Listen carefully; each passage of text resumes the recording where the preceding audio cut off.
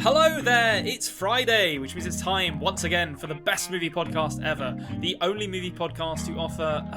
Wait, hold on, which order do I say it in? Objective, and hyperbole free. Yeah, that's it. Yep. Discussion, that's what we're doing, of every movie in the known universe. I am your host, the podcaster with no name, Konrad, and with me as always, he's the king of Sting, he's the Count of Monte Fisto, it's Anthony James. Good afternoon, good evening, and good night. Unexpected musicals, Conrad. Lovely. Absolutely lovely. Has Andrew Lloyd Webber entered the room? No, it's just... yes. Is that how he talks? I don't think I've ever actually heard Andrew Lloyd Webber speak.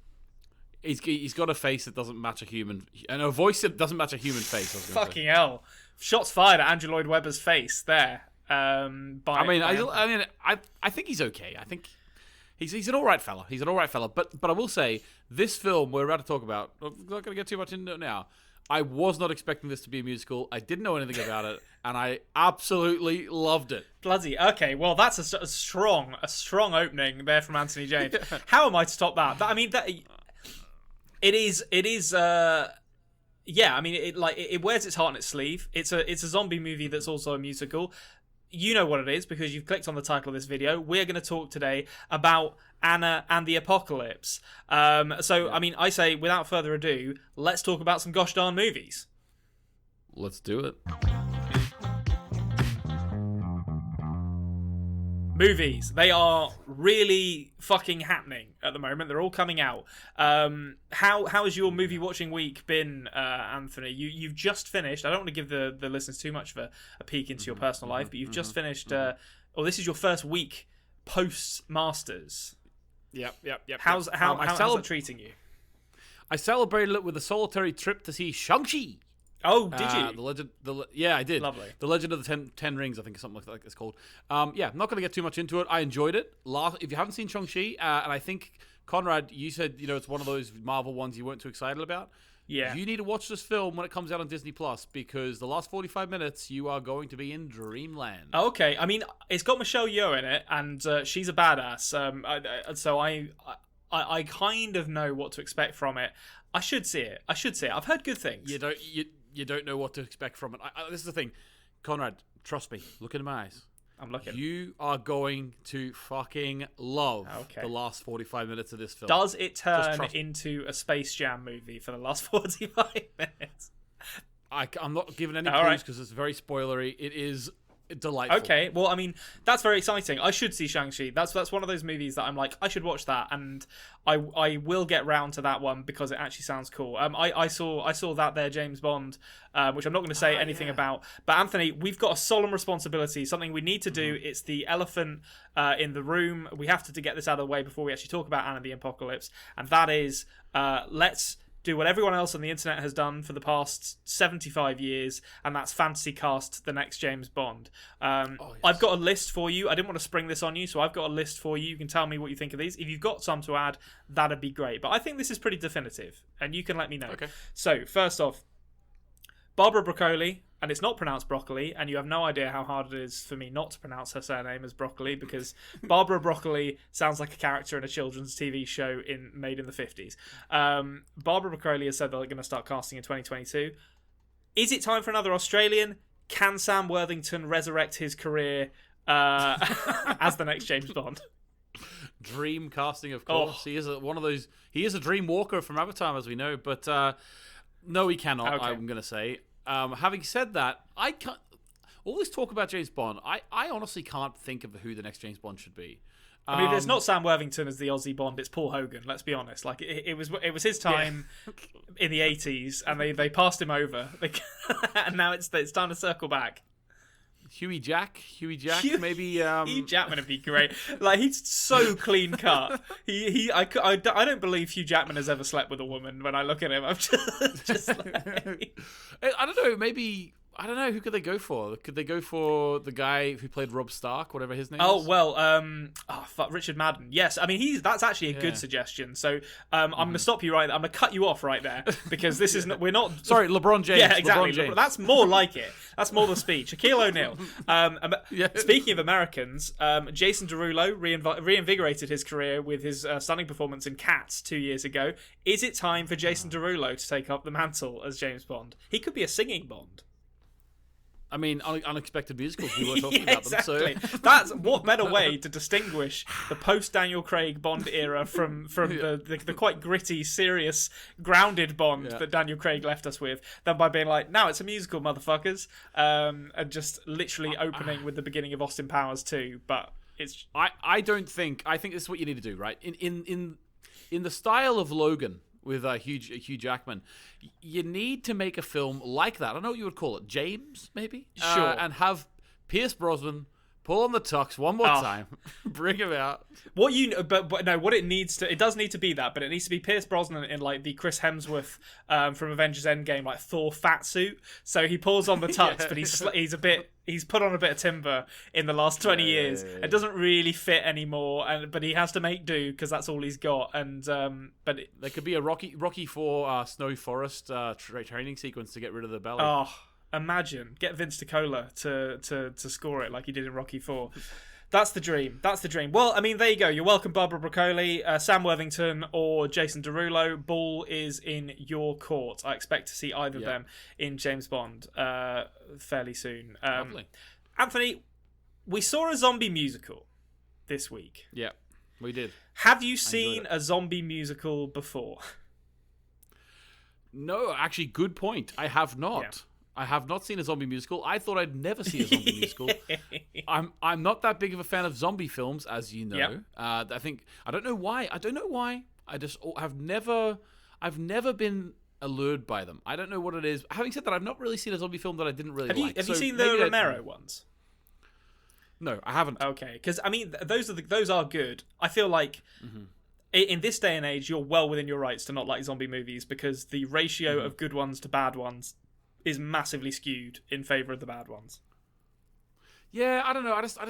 I don't know why. Like, just the idea of a zombie never really spoke to me. I don't know what it is. I can't tell you. I mean, they're not going to speak to you either. To be honest, like they're not going to explain anything to you. That is true. Although I do love Shaun of the Dead, and this was said to be. This is funny to me, Conrad. It's a musical. It's about zombies. It have to be Shaun of the Dead meets La La Land. Why La La Land? Maybe because it was out the same year or something. Why La La Land? This is not La La Land whatsoever. Who was it who said La La Land? Or was that just what your brain came up with while you were watching it? No, Alex Billington from First Showing. He said that's Shaun of the Dead meets La La Land. That's just like the most recent musical that they can think of. I mean, this is nothing like La La Land except that it is a musical. Exactly. There's no resemblance to it other than that. This is for those among you who have not read the title of the video that you're watching. This is Anna and the Apocalypse that we're talking about. It is the 2017 horror comedy musical kind of genre blended thing directed by John McPhail. It's written by Alan MacDonald, and a chap called Ryan McHenry wrote the original story. And you'll like this, Anthony. Do you want to hear an interesting fact about Ryan McHenry? Jeez, I've been waiting all day. He is the man responsible for the Ryan Gosling won't eat his cereal vine. Oh, really? That meme was him. And he actually sadly he did that. So he actually he sadly passed away a couple of years before this was made, but he wrote the original story, and this film was actually credited to him. And I went off and had a look at like what else he'd done, and top billing, Ryan Gosling won't eat his cereal vine. So immortalized in the pantheon of memes. That is a great one, to be honest with you. Jesus Christ. Yeah, no. So I mean, you're in good company if you're Alan MacDonald, who adapted the screenplay from that story, and it is starring a bunch of young actors, most of whom I had not heard of prior to seeing this. To be honest, it's got a couple of old heads. You've got your Paul Kays doing a funny accent, and your what's his face, Mark Benton, the guy who isn't Robert Baratheon, but I feel like. If the guy who played Robert Baratheon in Game of Thrones ever had like a sick day, Mark Benton is who they could call and be like, we need a body double for Robert Baratheon. Can you make it up to Northern Ireland? Yeah. Not even body double, just double. Just double. We need a gruff, overweight northern man, and you're just the ticket, Mark. So just to warn you ahead of time, if you haven't seen this, we're going to change the format a little bit. We're going to talk a bit more spoiler. We're going to kind of go through a brief kind of plot rundown. So there will be some spoilers in this. So if you care about spoilers, stop listening now. This movie opens with a. Does it open with a musical number? It opens with a car journey where the titular Anna and her friend John, played by Ella Hunt and Malcolm Cumming, are being driven to school, and then they basically like jump into a musical number as soon as they get to school. Not quite. They introduce the character of Steph North first. Oh my god, Steph North. Yeah, so Sarah Swire, who plays Steph. Mm-hmm. I don't want to get ahead of ourselves here, but to me, she's the best character in this whole movie. Why? She's just the best. She's so funny, and she's just so sarcastic and downtrodden, and I love her. Like, she's so good. Do you? She's good. I do like her. I honestly do like her. But that song about Santa, man, that was hilarious. That was okay. So we'll get to that. So we're introduced to some of our characters. We get Chris, played by an actor who doesn't appear to have. Well, he does have an IMDb page, but he doesn't have anything else on it. An actor called Christopher Levieux, which to me suggests that maybe he's stopped acting, which is a real shame because I think Chris and his partner Lisa, played by Marley Sue, they are very, very funny as well. They get a lot of the best stuff comes from them. We meet them. Yeah. We meet, who else do we meet? The rubbish boyfriend, played by Ben Wiggins, who'd go on to be in The Witcher. Ex-boyfriend. Old flame, let's say. I don't know if they were ever official, so I don't know if they can be exes, but they're definitely not on the best of terms as we're introduced to everyone. And then the movie, I'm just going to say it, I think the leads in this movie suck. I think the leads are the worst thing about this movie. I don't know. You mean Ella Hunt and Malcolm Cumming? Yeah, and Ben Wiggins to a certain extent as well. I think you've mentioned like Edgar Wright, and this is obviously influenced by Edgar Wright and Simon Pegg and Nick Frost. Like, it's so clear that Shaun of the Dead was what they kind of were cribbing from, which is fine. That's a great movie to crib from. But I think the big difference between this and Shaun of the Dead is that the writing in Shaun of the Dead is so good, and the performances of Simon Pegg and Nick Frost and some of the supporting cast are so good that it can walk that tightrope of like emotionality and comedy really well. Yes, and I think this can do it, but Ella Hunt and Malcolm Cumming ain't it for me. And I was really grateful when we got away from them a bit. Yeah, I know exactly what you mean. Potentially, like I think they both performed their musical parts very well. The musical, yeah. So maybe that's why they were cast. But I think in terms of the writing, that what they made a mistake for, in my opinion, like don't get me wrong, I did love this film. I actually really, really enjoyed it. But I think one thing that Shaun of the Dead did better in terms of the characters is that this film's comic relief characters were very much on the periphery of the story. Yeah. Whereas Shaun of the Dead had the main duo, who were, Nick Frost, who was the bumbling fool, and Shaun, who was like, the more straight character. And they had them front and center. So you always had that dynamic between them.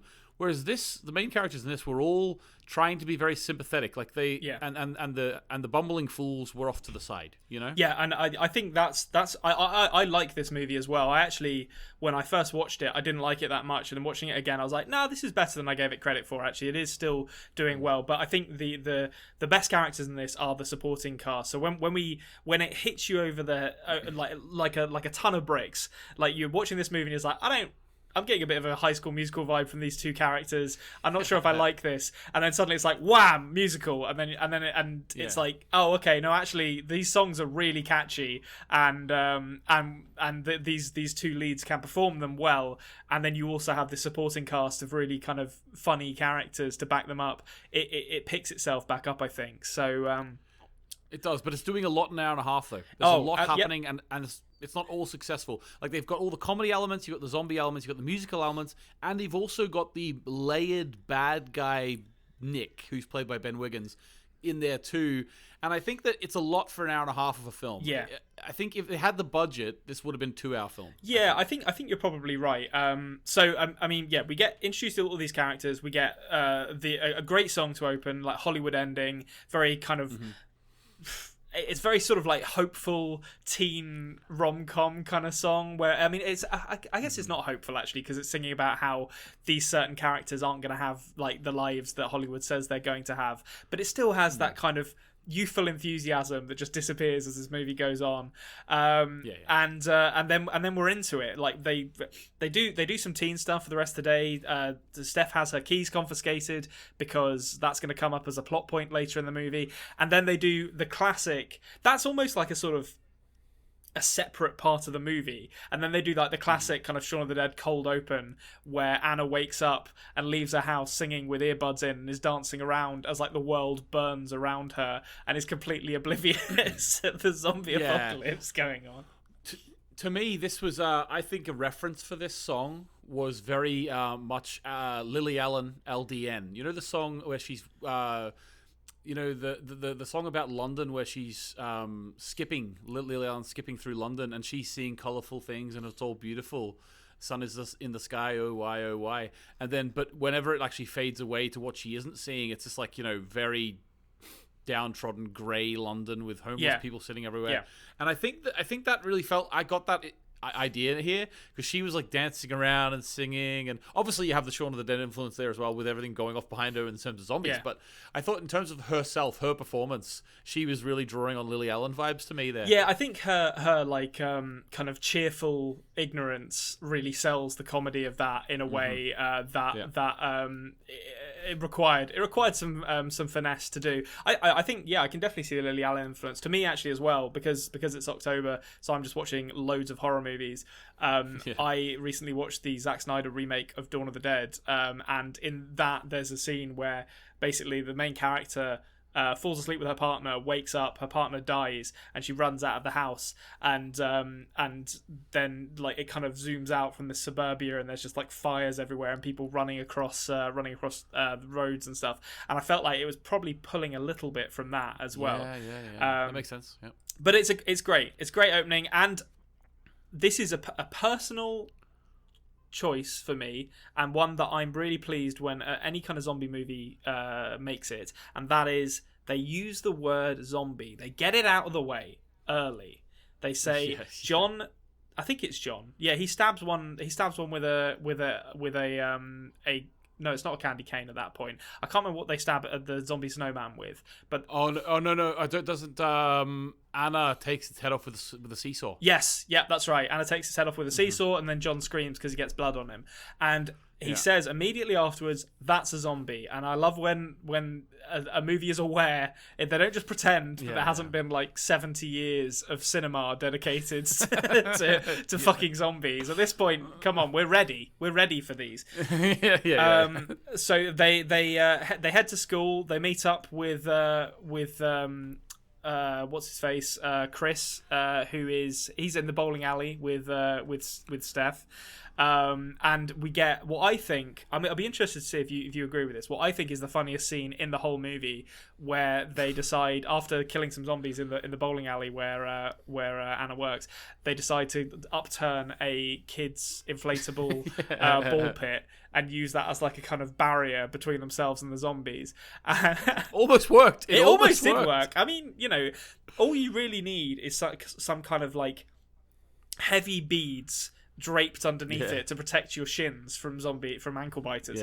But no, the shag, marry, kill conversation with zombie Rihanna, zombie Beyonce, and zombie Miley Cyrus was very funny, I have to say. Oh yeah, whenever they asked Steph, what would you do? And she said, okay, well, I'd marry zombie Beyonce. She says, I'd kill all of them because they're zombies. And he says, no, play it properly, which isn't great. Yeah. But then she says, right, okay, marry Beyonce. And then John goes, what? So you're killing Rihanna? So obviously you are. Yeah, it's great. It's so funny. And then an old lady zombie sits on her head and urinates all over her, which is interesting. Well, it was warm. It wasn't wet, but it was warm. I'll say that as Conrad. You know what I got from this? I actually felt it was very much like Pirates of the Caribbean. Oh, okay. Walking at the bottom of the ocean with a boat over your head, like Will Turner and Jack Which Sparrow. one does that happen in? The very first one first within one? the first 20 minutes, yeah. So they're walking with their, like, because they are strong like bull, and they can actually hold the boat down even though there's fucking load of air in it. I don't remember that from Pirates of the Caribbean. That sounds far-fetched, even for a movie about zombie pirates, to be honest. Yeah, well, exactly. They're holding the boat under with all this air in it, as if it wouldn't just fucking fly up. That's not how pressure works. Listen, I'm not a physicist. I can't explain that situation. So I could see this is very much of those in glass houses shouldn't cast stones situation, because I could see myself making a mistake like that in a screenplay that I write, and then they'll come for me. So I have to just be like, fair enough, sure, you could do works. That. Okay, so you've mentioned this character already, but we get introduced to him. Oh, we've been introduced to him already, but he gets sort of a big musical debut after the zombie stuff's kicked off, and that's Nick, as I say, played by Ben Wiggins. I don't like criticizing people's appearances in movies, but I have to mention his hair, which I just cannot get past in this movie. It just he's presented as like this tough guy, and his hair is just this kind of like poofy kind of curly mess, and I couldn't take him seriously as a tough guy, unfortunately. Yeah, well, I suppose the go-to would have been just to give him like a number 2 all over. Yeah, that's what I thought. I thought we'd get that kind of traditional transitional scene, like 2/3 of the way through the movie, where he comes to terms with his past and shaves his head. But unfortunately, that was left on the cutting room floor. Yeah, they didn't trust him to get it in one take. That's It'll get caught. It'll get caught in those curls. It's too much work. Like we haven't got time to film that. There's only so many hours in the day. Yeah, but what about old Nick though? Jesus Christ, the amount this man had went through. So basically, my head obviously we're skipping forward here, but my head was, if they ever find a cure for this thing, you just murdered your dad, mate. Yeah. Yeah, you've left there's no comeback from that. Like, if you find a way, although, I mean, to be fair, most people who get turned into zombies, they're dead. They're definitely dead before they turn into a zombie. So, I mean, if it happened in real life though, I would be getting all my family members who were zombies, putting them in the garage, locking it, and waiting for it. Oh, you'd be doing the fucking dead inside thing, so that in like 2 months' time, a group of survivors can come along and open it and get got by them. I don't know what I would do, because I feel like, if you get your neck bitten out, if something comes along and cures the zombie virus, you still haven't got a neck anymore, and that's not going to be good either. So I'd just be like, put them down. Put them down. Put them down. My brother sometimes listens to this, and I'll tell you, Nick, if you're listening to this, I'd put you down. Like, without a second thought. That's not true. I love my brother. He's been told, just pretend, Nick, that we're talking about you the whole time we're talking about this character. Okay. That's how Konrad's feeling. So, I mean, talking about killing zombies, then, we have to address there's another elephant in the room here. This room is absolutely full of elephants, as it turns out. When Nick makes his return to the scene, and he comes with his red shirt friends who are obviously going to die because they don't get any lines at all. He's introduced singing this song called Soldier at War, which is, I've got 2 notes on. I need to get your opinion on both of these. First off, as someone in I don't know how you'd phrase, it's not like kind of English phrasing, but there's parts of the world where we pronounce it arse, and there's parts of the world where they'll say ass. And no, it's a different word, but okay. It is a different word. That's true, but I mean, in like kind of the British English pronunciation, you'd never call someone an ass. You wouldn't call someone an ass. So my question to you is, where do you stand on songs sung and written by people from the British pronunciation part of the world, where they use the pronunciation ass for the purposes of a convenient rhyme? Tell me the rhyme, and then I'll tell you the... In Soldier at War, he says, when it comes to killing zombies, I'm head of the class. While you were hiding, I was kicking some ass. Oh, class and ass, I should say. I pronounce class wrong. Class, ass. Class. He doesn't say class. He should say class. Actually, I was going to say, because class, actually... I messed that up by letting my own pronunciation slip into the first word. But yeah, he says class and ass. And I heard it, and I was like, that's a shame. That is a shame that you've done that. I actually don't mind it. Yeah? Maybe it's... I don't know why. I don't mind it. It seems a bit effective to me. I think that's my problem with it. But maybe he's saying that they're not as they're the same intelligence level as maybe he was literally kicking ass. He was kicking an ass. He'd just come from killing zombie asses. It wasn't. They were in the country, to be fair, so there may have been some battle. Okay, fair enough. The second point is his friends. This song takes place while he and his friends are arming themselves from shopping trolleys to fight I think it's like a zombie netball team, or they're a bunch of girls dressed like sportsmen. I don't know what sport they were playing. Sports women, excuse me, or sports zombies rather. Yeah. Zombies have yeah, exactly. So when they're picking the weapons, one of them picks a fucking a set of knives that he holds between his fingers, which isn't great. I had the same gripe. Yeah, you're right. like knives between your fingers. It's not great, but okay, it's a weapon at least. One of them picks a fucking PlayStation controller that he's swinging around like a flail, and one of them just picks a watermelon. Yep. What's going on there? What do you think was going through those people's heads?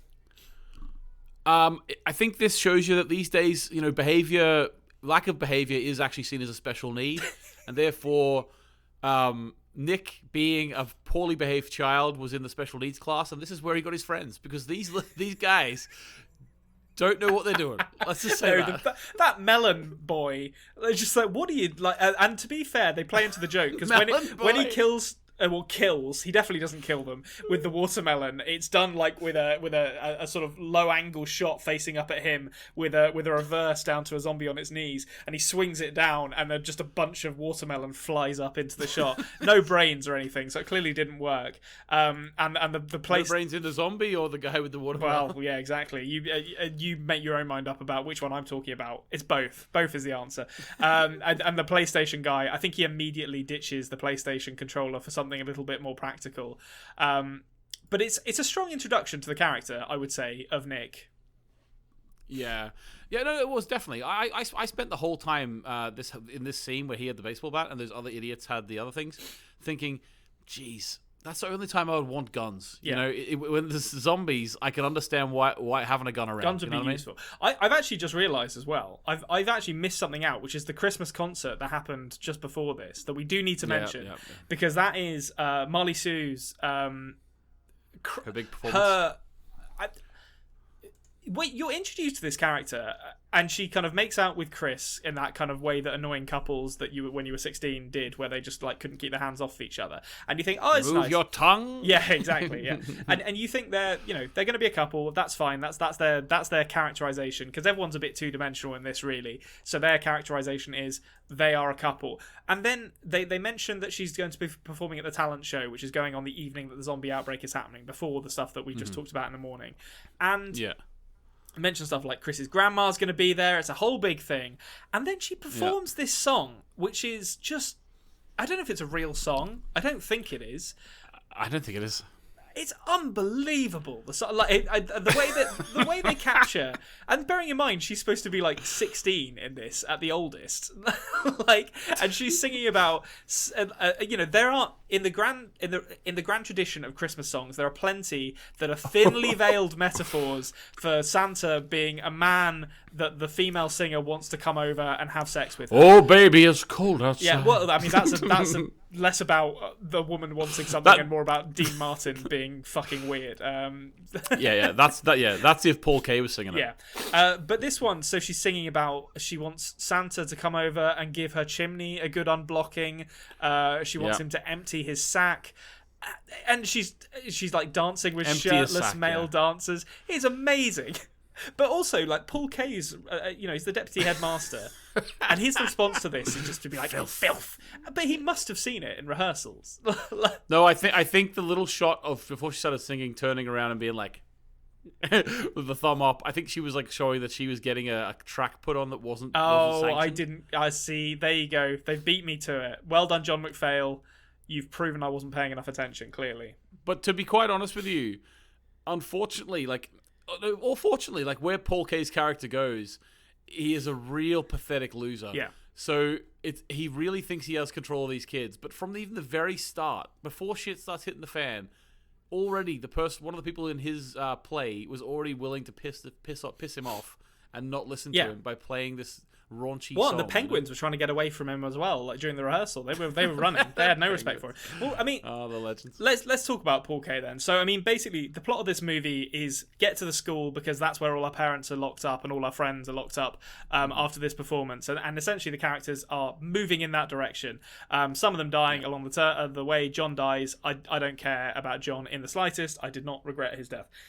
Paul Kaye is the villainous deputy headmaster who's kind of locked up a bunch of people, and then when they've told him to piss off, he essentially releases a bunch of zombies to eat them. How did you find him as a villain? It sounds like he kind of worked for you. See, I find it difficult to divorce the non-musical plot from the musical pieces. I liked his performance as the character in that regard. In terms of the musical nature of it, I saw it, what they were trying to do with him being the bad guy in that nature. The actual way that it came about that he was the bad guy, I don't think it was believable whatsoever. It doesn't really make a lot of sense to me. I think someone who was that, he wanted to be in charge so much, it would have been very easy for him to go from a position of being in charge in the school to being in charge of taking them somewhere else. Yeah. It's weird that they made it about the school. Yeah. Well, I wonder if that was a budgetary concern. They were just like, it has to stay in the school because we've done the Christmas tree farm.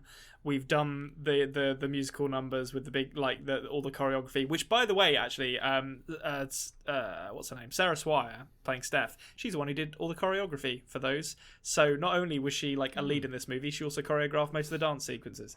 That's good. But yeah, so I think, for me, he's most of the characters in this are quite two-dimensional. He is the most two-dimensional character. He's just like, I'm evil, and I'm not really gonna get into why I'm evil. The most characterization we ever get for him is the moment during Hollywood Ending, right at the beginning of the movie, where he briefly, hilariously, and it's supposed to be mournful, but it's very funny because of the funny voice that Paul Kaye is putting on.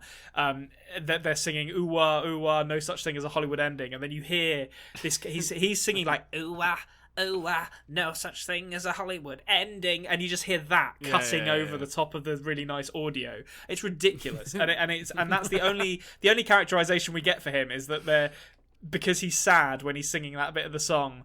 Perhaps there was something that happened in his past that made him want to kill people.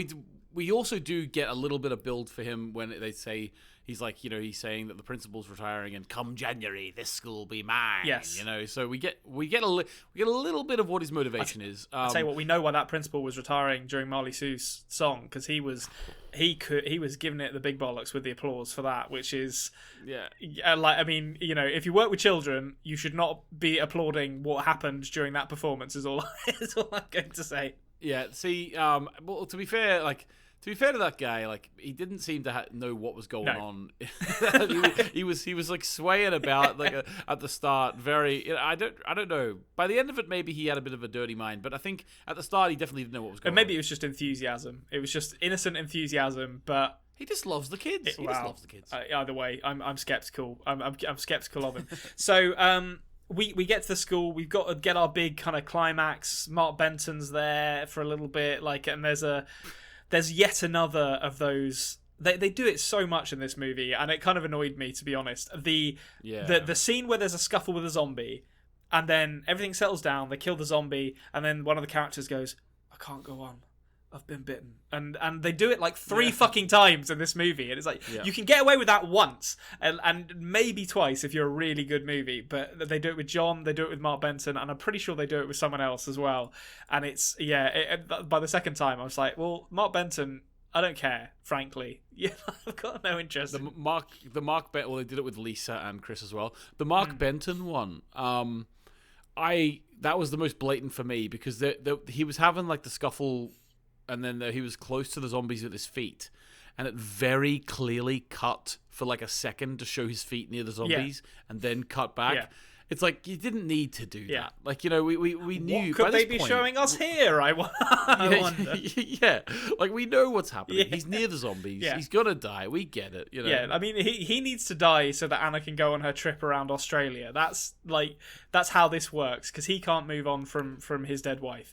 So I will say, Konrad, I will say you are right, but I will say you make a good point that Steph might be the best character, because I will say the best line in the whole film for me is when she drives up the end and just goes, "Saved your life." that is really good, and that is the moment actually as well where the Edgar Wright editing really comes into. Or I mean, Edgar Wright didn't edit it. It was, I wrote this down because I couldn't remember. Chris Dickens is the name of the editor for Edgar Wright. But that like saved your life, boom, and then rather than showing them get into the car, you do the like quick cuts, like door opens, seatbelt seatbelt comes down, door shuts, engine revs, and the car goes off. Like it's proper Edgar Wright stuff. I actually showed my film studies class that bit where the Edgar Wright cut. It's a bit like in Snatch, you know, don't go to London, you know. Yes. But what do you call it? I showed them that because we're going to be making like a film, and they have to be like student council members who are like the police, and we're going to have them getting ready with their high-vis vest and all, and we're going to do the exact same editing style for that. You know, I mean, it works. Yeah. It definitely works, and it's a decent. Yeah, the ending is decently satisfying. So basically, I mean, in the end, like Steph, Anna, and Nick are the only ones who make it out. Chris and Lisa are a zombie couple. Paul Kay is torn apart savagely by zombies. A bit disappointing, Paul Kay's death, I'm going to say, actually, because he kind of gets knocked into the crowd of zombies when they're fighting on the stage by Chekhov's nativity star that swings back down earlier in the movie. What a Chekhov's! What a Chekhov's! Well, it swings down, and then they draw attention to it and say, "You need to look at that. Like that's health and safety need to be on this." It's like, oh, I wonder who's going to get killed by that later. And wouldn't you know it, it's him. But he gets knocked, and he kind of does the crowd surfing thing. It cuts away, and then it comes back, and he's on the floor, and they're already like pulling his guts out, and it's a bit like I grew up watching zombie movies with Tom Savini as the special effects artist on them. I need to see him being torn apart. Give me that at least. But I mean, overall, it sounds like you really enjoyed this then, and that pleases me. Anything musical, I will enjoy. Yeah. To a certain extent. This one definitely was like La La Land for me in that I really enjoyed the music, but it was lacking in other places for me. Yeah. Having said that, La La Land was better than this, I will say. Do you have a favourite song? But I think I'll put you on the spot. Yeah, no, obviously I can't remember the name of any of them. I'll tell you what, I like the stick to the stuff you know. Sorry, no, this isn't High School Musical. It's the one in the cafeteria. Yeah, Hollywood Ending. That's the big banger. I thought. What's the opening? I don't know what the opening one is. The Hollywood Ending. Yes, that's the one in the cafeteria. That's the one I like. Yeah. The opening song, I'm not sure what it was called then. The one where she's dancing around oblivious to the zombies. No. The opening song is the one where she closes her locker over and then walks through the school singing. Yeah, and it's also got Steph North in it. It's like the big opening one for a musical where you give a little bit of something. Yeah, to you're everyone. right. I'd forgotten that song, to be honest, which is probably a sign that I didn't enjoy it as much. The No Such Thing as a Hollywood Ending song, I think, is technically called the I Want song in musical parlance. Oh, there you go. I didn't know that. I've never heard that before. I don't know is that because I want more songs after this banger of a second? No, I think you have the big opening number, and then the next usually the next song is called the I Want song, where the main character or characters tell you what they want. Lay out their hopes and dreams. Yeah, it's like Moana. Across the water. Fuck, that applies to every Disney movie. Now I'm thinking about it. What's that? The one in Aladdin where he's like talking about not wanting to be a street rat anymore. Yeah, very good. I don't like that. Yeah. Yes. Well, there you go. I've learned something, and hopefully you've learned something too, dear listener. So Anthony, rating 5 stars for cowards. What are you giving it? 3. Yep. 3 for me. I think 3. Okay, when I first watched this, I gave it a 2. I didn't enjoy it that much. I thought there's good bits about this, but the kind of similar to you, to be honest. The story didn't really get me. But this time I was like, you know what? I enjoyed that a lot more than I did. So I gave it 3 as well. And I think that's fair. I think it's a good old crack at the Shaun of the Dead style thing. It's not as well executed as Shaun of the Dead, but not a bad try, I would say. Yeah, no. It was a great little jaunt through a musical zombie film, and I'm probably not going to say that again. So that's at least something. Yeah, exactly. How many opportunities are you going to get to see a zombie musical? That's the real question here. Yeah. You should go see it. Okay, well, I think that's about gonna do it for us here on the Best Movie Podcast Ever, which leads us very naturally to answering one simple question, as we always do, and that is, Anthony, what's your favourite movie this week? My favourite movie is National Geographic whale documentary. I can't remember the name of it, but it's really fucking good. How it's called, fucking like, dare Tales... you say this is your favourite movie when you don't even know the name of it? Right, Free Willy. You compromise the integrity of this sacred it's called question. It's called The Tale of the Whale or something. I don't fucking know. But it goes through all the different whales and shows you they have culture, Konrad. Culture. Yeah, I mean, you're a big fan of the whales. You're a big fan of the whales. Yeah, so I'll say Free Willy. Okay, I'm going to say Shaun of the Dead because that's what this reminded me of. But Anna and the Apocalypse. I keep there's too many N's in that. So it's like Anna the Apocalypse. Yeah. It's a good time, worth checking out. Next week, we are going to be doing Hocus Pocus, which is what we said we were going to do, and then I forgot about it, so I suggested this instead. But we're going to be continuing our Spooktacular season with Hocus Pocus. So thank you to Nancy Wyatt and Jared Iscariot for the use of our theme song. You can find links to their stuff down in the stuff below. And thank you to you. Oh my god, I can't speak today. Thank you to you for listening. Please consider subscribing. We are the Best Movie Podcast Ever on podcasting apps, and we are the Culture Cave on YouTube. Give the show a like, it really does help, and we will see you same time, same place next week. Brain.